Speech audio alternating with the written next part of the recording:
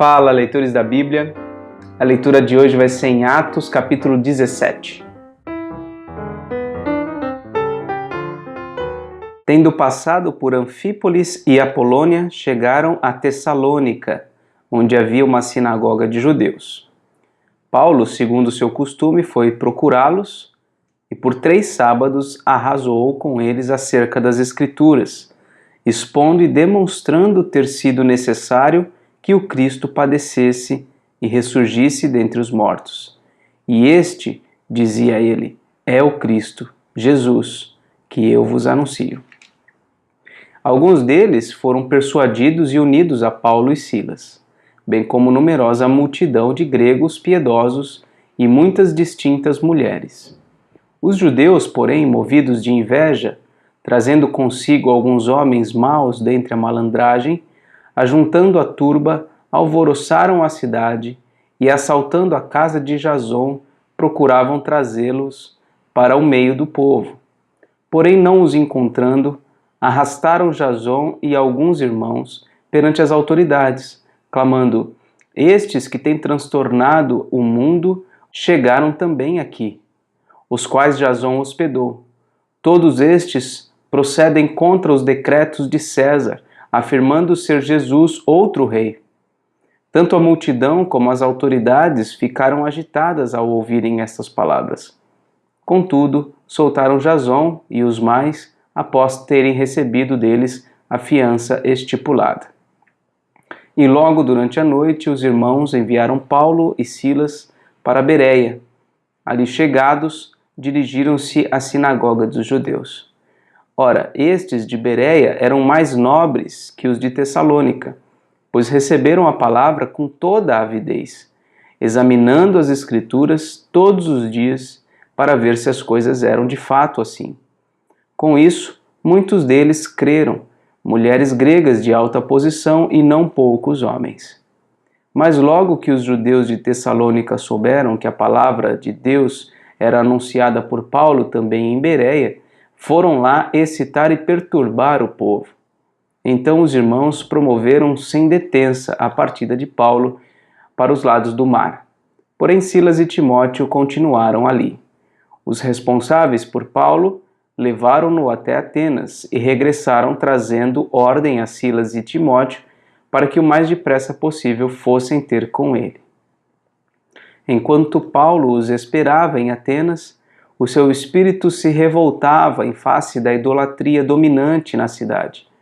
Por isso dissertava na sinagoga entre os judeus e os gentios piedosos, também na praça, todos os dias entre os que se encontravam ali.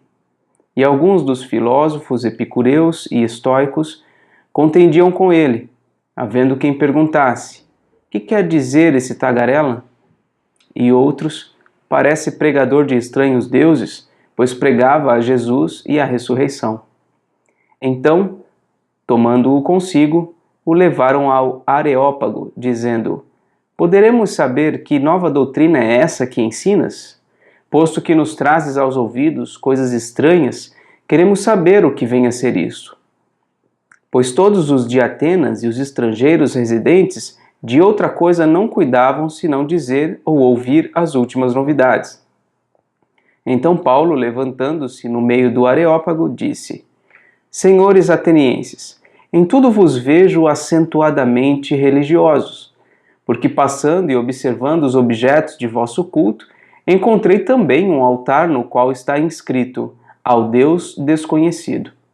Pois esse que adorais sem conhecer é precisamente aquele que eu vos anuncio, o Deus que fez o mundo e tudo o que nele existe, sendo ele Senhor do céu e da terra, não habita em santuários feitos por mãos humanas, nem é servido por mãos humanas, como se de alguma coisa precisasse, pois ele mesmo é quem a todos dá vida, respiração e tudo mais.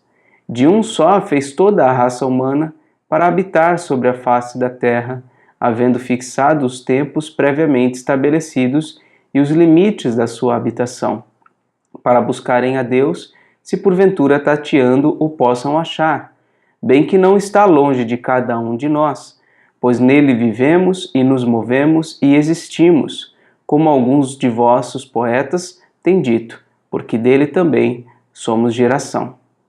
Sendo, pois, geração de Deus, não devemos pensar que a divindade é semelhante ao ouro, à prata ou à pedra, trabalhados pela arte e imaginação do homem. Ora, não levou Deus em conta os tempos da ignorância, agora, porém, notifica aos homens que todos, em toda parte, se arrependam, porquanto estabeleceu um dia em que há de julgar o mundo com justiça, por meio de um varão que destinou e acreditou diante de todos, ressuscitando-o dentre os mortos. Quando ouviram falar da ressurreição de mortos, uns escarneceram e outros disseram: a respeito disso te ouviremos noutra ocasião. A essa altura, Paulo se retirou do meio deles. Houve, porém, alguns homens que se agregaram a ele e creram.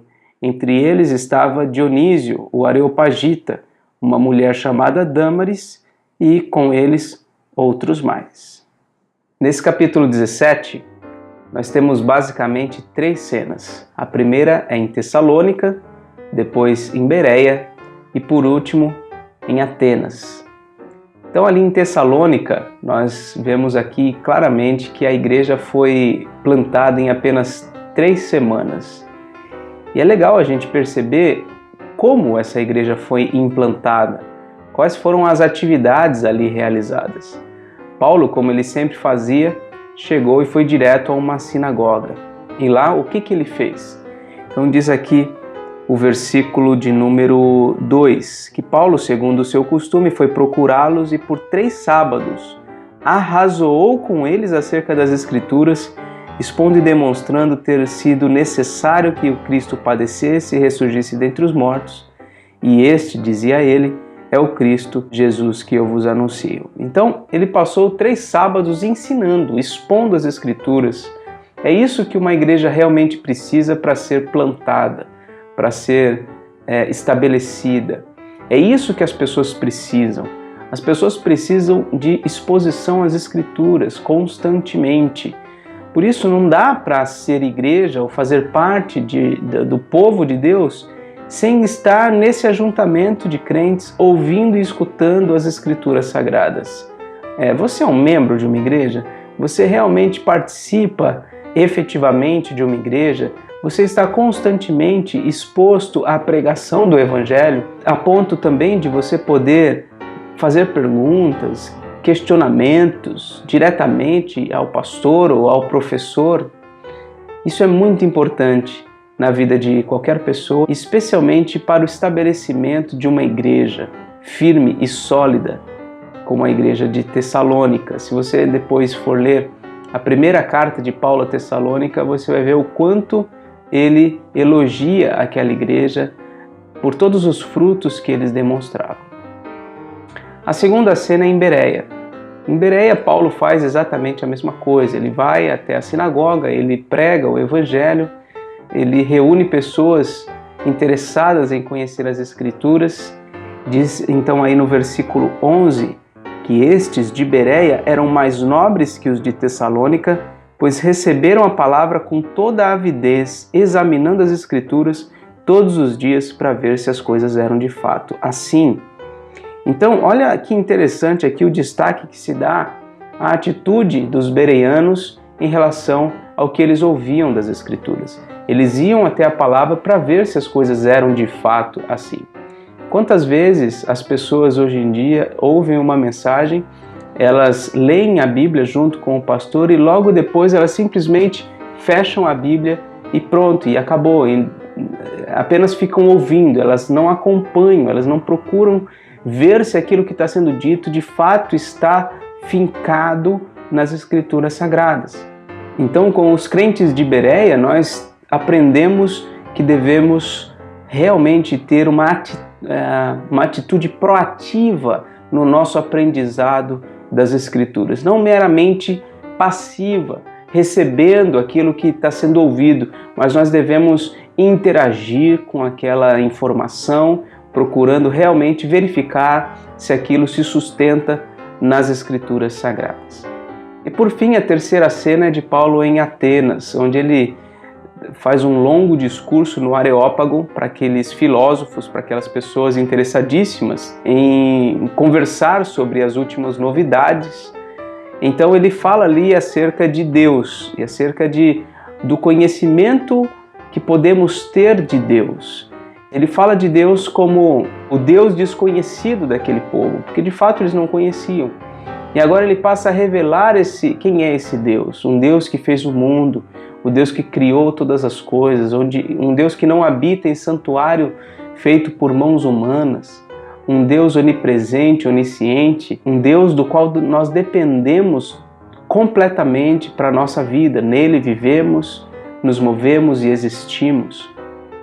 E por fim, no seu discurso, ele fala que esse Deus estabeleceu um homem por meio do qual ele vai julgar todas as coisas, por isso ele convoca todos a se arrependerem. E aqui cabe a nós uma reflexão importante. Será que nós já nos arrependemos dos nossos pecados, deixamos de viver para o eu, passamos a viver para Cristo como único e suficiente Salvador? Essa é uma importante reflexão que nós devemos fazer. E uma outra, também importante, é sobre como nós temos comunicado às pessoas a respeito de Jesus. Porque muitas vezes eu creio que nós falamos de Jesus como se fosse um solucionador de problemas, aquele que vai resolver as crises, trazer cura e etc, para solucionar a vida das pessoas. Quando na verdade o que Paulo está comunicando aqui é que Jesus será juiz, que a ira de Deus permanece sobre aqueles que se rebelam contra Jesus Cristo e não o aceitam como Senhor e Salvador.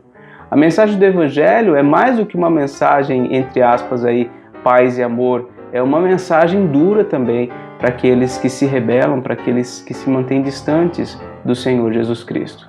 Por fim, eu vou deixar uma pergunta para você, se você puder, deixe a sua resposta nos comentários. A sua atitude em relação à pregação da palavra na igreja tem sido semelhante à dos crentes de Bereia? Vai lá no versículo de número 11, dá uma lidinha de novo e vê se a sua atitude tem sido semelhante a deles.